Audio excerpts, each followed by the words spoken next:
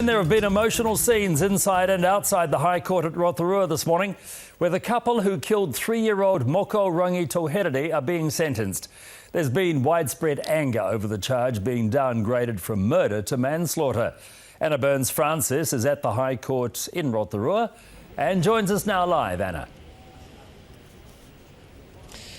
Well, Peter, submissions are still ongoing here at the court in Rotorua. There's been a short break in the proceedings at the moment, but we've heard from the Crown Prosecutor, and they've asked for a term of life imprisonment for both Tanya Shaler and David Hairiwa for the manslaughter of Moko. Should the judge choose not to impose a term of life imprisonment, the prosecution has asked for a starting sentence of between 16 and 18 years for Tanya Shaler and a sentence of between 14 and 16 years for David Hairiwa. That slightly higher sentence, they say, for Tanya Shaler should be because she was by far the more culpable offender in the torture and abuse of Moko. She stomped on his stomach several times. At one point, the child was kicked so hard he flew into the hallway, and when he collapsed in the shower, he was scrubbed so hard the scabs came off his body.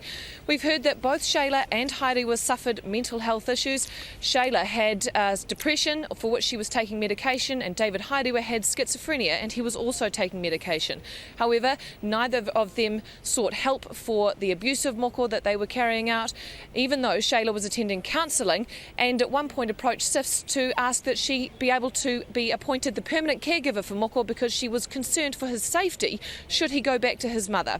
We've also had 3 very powerful victim impact statements in court this morning from Moko's uncle, from his grandmother and from his mother, Nicola Dalipaki. She said that Shaler was at one point her friend, but how could a friend do this to your child? She said the pair were evil and that they had tortured her son and that she'd had no apology and seen no remorse from the pair. She asked this of the judge. They do not deserve mercy. They offer no mercy to my son who suffered at their hands. The agony my baby went through was awful. To know it was my daughter's witness, this is awful. They do not deserve mercy. They did not show them mercy and honour. They had no mercy for my son. And Anna, there's been a big turnout there to protest the manslaughter charge.